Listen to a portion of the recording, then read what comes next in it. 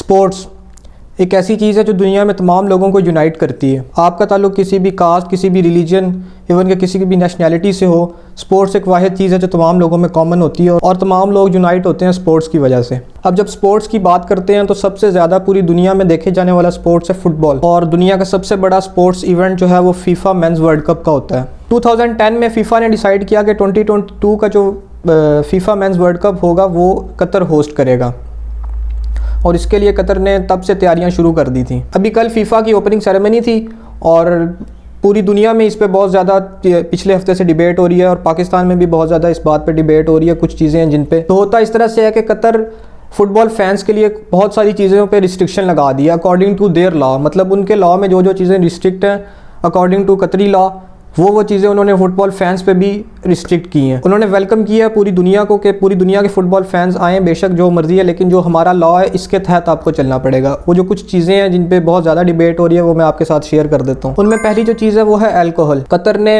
2 दिन opening ceremony से पहले ये पॉलिसी रिवाइज़ की अपनी, और ये रिस्ट्रिक्शन लगाई कि स्टेडियम के अंदर अल्कोहल की कंजम्पशन अलाउ नहीं होगी। सिर्फ और सिर्फ जो हाई एंड लग्जरी जो स्वीट्स होंगे उनके अंदर थोड़ी सी अमाउंट में अलाउ होगी, बाकी पूरे स्टेडियम में अल्कोहल जो है वो अलाउ नहीं है। सिर्फ और सिर्फ जो स्पेशल लाइसेंस्ड होटल्स और स्पेशल लाइसेंस्ड बार्स हैं कतर के अंदर दोहा में, सिर्फ और सिर्फ वहाँ पे जाके आप अल्कोहल कंज्यूम कर सकते हैं। इसके अलावा जो 8 स्टेडियम्स हैं उनके अंदर आप किसी सूरत भी अल्कोहल कंज्यूम नहीं कर सकेंगे। चूँकि कतरी लॉ में ये चीज़ बड़ी क्लियर है कि पब्लिक कंजम्पशन ऑफ अल्कोहल जो है वो पूरी तरह से बैन है, और ये एक ऐसा क्रिमिनल ऑफेंस है जिसपे $800 का फ़ाइन या 6 मंथ्स की आपको इम्प्रिजमेंट हो सकती है, और जो कोई बाहर से स्मगल करके लाने की कोशिश करेगा अल्कोहल को, उसको 3 साल की सज़ा है।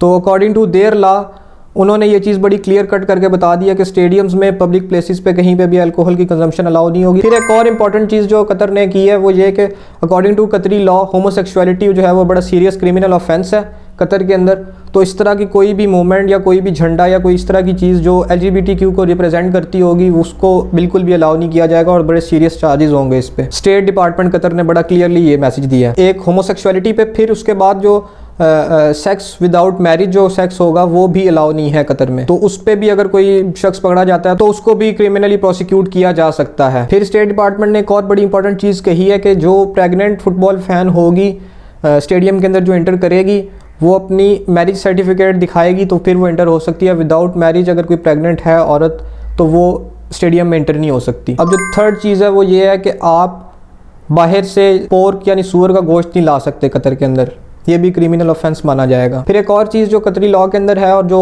फैंस को जिसके ऊपर अमल करना होगा वो ये कि वो अपनी स्किन नहीं शो करवा सकते, दोनों मर्द और औरत। ड्रेस कोड है कतरी लॉ के अकॉर्डिंग, पब्लिक प्लेसेस पे मेन और वुमेन दोनों अपनी चेस्ट, शोल्डर्स, नीज और इस इवन के पेट भी नहीं दिखा सकते, दोनों मर्द और औरत। तो अपनी स्किन नहीं शो कर सकते आपको मॉडेस्टली ड्रेस्ड होके आना पड़ेगा। और इवन के जिन औरतों ने टाइट लेगिंग्स भी पहनी होगी उनको भी वो टाइट लेगिंग्स कवर करने के लिए शॉर्ट स्कर्ट्स पहनने लाजमी है।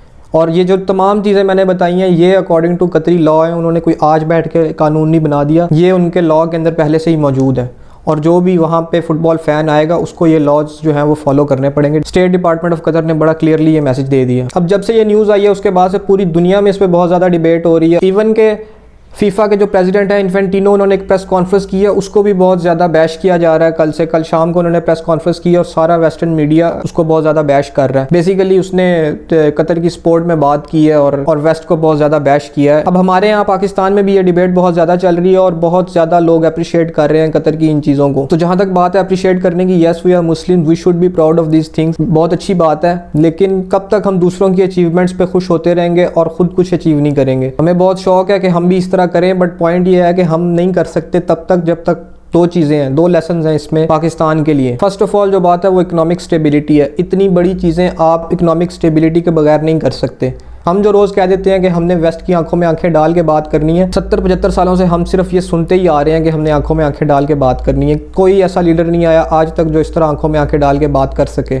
हर कोई सिर्फ और सिर्फ बढ़ के मारने की हद तक है, प्रैक्टिकली किसी ने भी इस तरह का कोई काम नहीं किया और हम सिर्फ और सिर्फ उन बड़कों पे ही खुश हैं। जबकि प्रैक्टिकल वर्ल्ड में जिस तरह कतर ने करके दिखाया है, आंखों में आंखें डाल के अपनी बात मनवाई है, this is how it goes. इस तरह होना चाहिए, ये नहीं कि हम सिर्फ बढ़के सुन के अपने लीडर्स की खुश होते रहते हैं और प्रैक्टिकली किसी लीडर ने कभी कुछ किया ही नहीं है और वो कुछ करेंगे भी नहीं जब तक हम इन बड़कों पे खुश होते रहेंगे। इकोनॉमिक स्टेबिलिटी लाया है कतर पहले, उसके बाद फीफा को मजबूर कर दिया उसने अपनी बात मनवाने पे। ये होती है बात, ये होता है आंखों में आंखें डाल के बात करना और अपनी बात मनवाना। आपको याद होगा कुछ टाइम पहले इंडिया में गुस्ताखी हुई थी तो कतर ने अपनी प्रोडक्ट्स बैन कर दी थी। उन्होंने बैन की थी इस वजह से क्योंकि कतर इकोनॉमिकली स्टेबल है, इंडिया ट्रेड करता है कतर के साथ। इंडिया मजबूर हो गया था माफ़ी मांगने पे। क्यों? इसकी रीज़न ये है कि कतर इकोनॉमिकली स्टेबल है, इंडिया को डर पड़ गया था अपनी ट्रेड रुकने का और बाकी चीज़ों का। तो ये होता है आंखों में आंखें डाल के बात करना और फिर उसके बाद अपनी बात मनवाना भी। सिर्फ और सिर्फ बढ़के मारने से कुछ नहीं होता। ठीक है, आप खुश हों, बहुत अच्छी बात है। एज अ मुस्लिम हमें बहुत फ़ख्र होना चाहिए इन चीज़ों पे कि उन्होंने ये चीज़ें जो इस्लामिक पॉइंट ऑफ व्यू के लिहाज से ठीक हैं उन पे स्टैंड लिया, बहुत अच्छी बात है। लेकिन ये साथ ही साथ एक मोमेंट ऑफ रियलाइजेशन है हमारे लिए भी कि वेयर आर वी स्टैंडिंग। सिर्फ और सिर्फ हम लोगों की इस तरह की अचीवमेंट्स पे खुश होते रहेंगे या खुद भी कुछ अचीव करेंगे। अब मैं आपको बताता हूँ कि आंखों में आंखें डाल के वाकई कतर ने करके दिखाया है। 2014 में ब्राज़ील ने होस्ट किया था फीफा वर्ल्ड कप और तब ब्राज़ील का जो फेडरल लॉ यानी ब्राज़ील का स्टेट लॉ था उसके अकॉर्डिंग स्टेडियम के अंदर आप अल्कोहल कंज्यूम नहीं कर सकते। और उस वक्त 2014 में फीफा ने प्रेशराइज किया था ब्राज़ील को अपना फेडरल लॉ चेंज करने के लिए और ब्राज़ील ने वो फेडरल लॉ चेंज किया फीफा की वजह से और स्टेडियम के अंदर अल्कोहल अलाउ ही। और अब भी यही फीफा है जिसको मजबूरन बात माननी पड़ी है कतर की। और फिर जो सेकंड इंपॉर्टेंट लेसन है इससे पाकिस्तान के लिए वो ये है कि you should stick to your laws no matter what at any cost, you should not change your laws. Qatar पे भी बहुत प्रेशर था, अभी भी बहुत प्रेशराइज कर रहा है वेस्टर्न मीडिया और बहुत ज़्यादा बैश कर रहा है कतर को इस बात पे। लेकिन इस सब के बावजूद कतर ने अपने स्टेट के लॉ पे स्टैंड लिया, जबकि हमारे यहाँ लॉ एंड ऑर्डर ही नहीं है। तो दो चीज़ें हैं, पहली इकोनॉमिक स्टेबिलिटी और दूसरी law and order. Qatar economically stable है, इस वजह से वो ये सब कर सकता है। पाकिस्तान की इकोनॉमी का आपको पता है, जीडीपी के लिहाज से टॉप 10 कंट्रीज़ में आता है कतर, जिनकी जीडीपी सबसे ज़्यादा है। तो इकोनॉमिकली स्टेबल था तो फिर वो इस काबिल था कि वो अपनी बात मनवा सके। तो हमें सबसे पहले इकोनॉमिकल स्टेबिलिटी चाहिए। हम जो उठ के कह देते हैं फ्रांस का सफ़ीर निकाल दो, इसकी प्रोडक्ट्स बैन कर दो, इस सब से कुछ नहीं होता। ये सब तब मुमकिन है जब आप इकोनॉमिकली स्टेबल होंगे। फिर लॉ एंड ऑर्डर अच्छा है उनका, वो उन्होंने अपने लॉ पे स्टैंड किया है, जबकि हमारे यहाँ लॉ एंड ऑर्डर की सिचुएशन आपके सामने है। कैसे कोई इतनी बड़ी कंपनी आपके साथ एग्रीमेंट करने के लिए साइन भी हो सकती है, आप सोच भी कैसे सकते हैं इस लॉ एंड ऑर्डर की सिचुएशन के साथ। आप तो अभी तक क्रिकेट की टीम्स को मना रहे हैं कि हमारे साथ मैच खेल लें आके, और कुछ टीम्स जो हैं वो आके चली जाती हैं ड्यू टू थ्रेट। और कसूर उनका नहीं है, कसूर ये है कि हमने लॉ एंड ऑर्डर की सिचुएशन ही हमारी इतनी बुरी है, तो कोई कंट्री किस तरह अपनी टीम भेज सकता है। ठीक है, सेलिब्रेट करें आप कतर की इस चीज़ों को, लेकिन साथ साथ मोमेंट ऑफ रियलाइजेशन है हमारे लिए कि हम कहाँ पे खड़े हैं।